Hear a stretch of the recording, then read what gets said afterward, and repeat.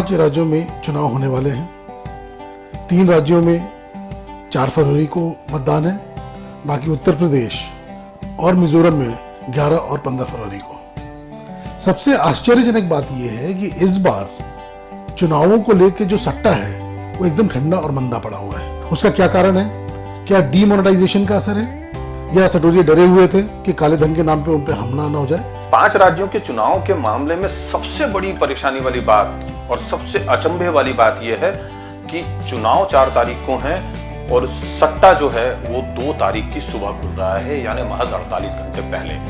ये पूरे सट्टेबाजी के पिछले 50-100 साल के इतिहास में पहली दफा ऐसा हुआ है।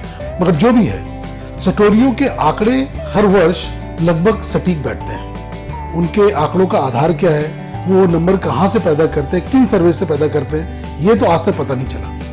मगर उनके सट्टे के जो रेट होते हैं वो लगभग सही निकलते हैं। विवेक, ऐसा क्यों है? क्या आधार है? देखिए, असल में ऐसा होता है कि ये जो सट्टा मार्केट के बड़े खिलाड़ी हैं, जैसे शोभन मेहता है जिसको शोभन काला चौकी कहते हैं, या विनोद जंगूर था जिसकी मौत कुछ दिनों पहले हो गई है, ये सब 500 करोड़ या उससे ऊपर की बुक चलाने वाले लोग हैं। 500 करोड़ से ऊपर की बुक का मतलब हुआ कि एक बार के एक सट्टे में वो 500 करोड़ या उससे ऊपर का सट्टा लगवाते हैं अपने पास। इस तरह के पूरे देश में करीब 20 सट्टेबाज हैं। ये लोग सारे मिल करके और अपनी पूरी टीम्स उतारते हैं उस बाजार में, उस स्थान पर जहां पर उन्हें सट्टा खेलना है। अब जैसे बीएमसी का सट्टा आइंदा दिनों में आएगा, या यूपी का चुनाव है, या पंजाब के चुनाव है, तो इन जगहों पर वो अपनी टीम भेजते हैं। वहां पे उनकी टीम के लोग कॉमन मैन की तरह से जा करके लोगों की पल्स पता करते हैं, जैसे प्री पोल सर्वे होते हैं, ठीक उसी तरह से। और ये लोग अखबारों में ध्यान देते हैं, मैगजीन्स पे ध्यान देते हैं, इंटरनेट पर आ रही खबरें देखते हैं, पब्लिक सेंटिमेंट्स को समझ करके ये लोग अपना एक आकलन तैयार करते हैं और उस आकलन के आधार पे ये लोग भाव खोलते हैं। जिस जगह पर जितनी सीट्स हैं उस सीट्स के आधार पे वहां पर पिछली बार उन्होंने क्या प्रदर्शन किया है और 5 साल उन्होंने सरकार में रह करके किस पार्टी ने क्या प्रदर्शन किया है, विपक्ष में रहने वाली पार्टियां क्या प्रदर्शन पिछले 5 सालों में करती आई हैं, इन सबका विश्लेषण आकलन करते हैं। उससे वो ये सट्टे के भाव खोलते हैं। गोवा में चुनाव होने वाले हैं, 4 तारीख को मतदान है। गोवा में आपका बड़ा माहौल दिखाई दे रहा था, अभी क्या स्थिति है? सट्टा क्या कहते हैं?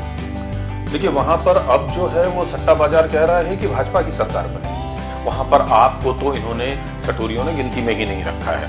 भारतीय जनता पार्टी के लिए 36 पैसे, जबकि 10 सीट मिलने पर कांग्रेस के लिए भाव है 42 पैसे। 30 सीट जो है वो 3 रुपए 50 पैसे भारतीय जनता पार्टी के लिए दिखा रहे हैं, जबकि 25 सीटें जो हैं वो 6 रुपए का भाव दिखाया जा रहा है कांग्रेस के लिए।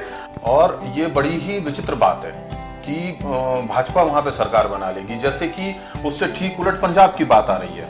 भारतीय जनता पार्टी और अकाली दल की जो सरकार है उसके 5 साल का जो कामकाज है वो बहुत ही खराब बीता है, ये बात सट्टेबाज और बुकी बता रहे हैं। और इसी कारण से वहां पर भी जो है हालात बदलने वाले हैं। कांग्रेस को 40 सीटों के लिए 28 पैसे, अधिकतम 55 सीटों के लिए 2 रुपए का भाव दिखा रहे हैं। आप पार्टी के लिए 35 सीटों की जीत सुनिश्चित दिखाई जा रही है और उस पर 33 पैसे का भाव है। अधिकतम 50 सीटों के लिए 4 रुपए का भाव खुला है। इसके ठीक उलट भारतीय जनता पार्टी के लिए 5 सीट का 26 पैसे, अधिकतम 20 सीटों के लिए 2 रुपए 25 पैसे के भाव खुले हैं। मिजोरम की क्या स्थिति बनती है? मिजोरम के लिए तो सट्टेबाजों ने कोई भी बुकिंग की ही नहीं है। उनके लिए मिजोरम कभी भी बिजनेस पॉइंट ऑफ व्यू से महत्वपूर्ण रहा ही नहीं है, तो वहाँ के बारे में उन लोगों की कोई राय भी नहीं सामने आई है। लिहाजा उत्तर प्रदेश के लिए जरूर उनकी राय आई है और उनका ये कहना है कि उत्तर प्रदेश में मायावती जो है वो बिल्कुल सिरे से बाहर हो चुकी है।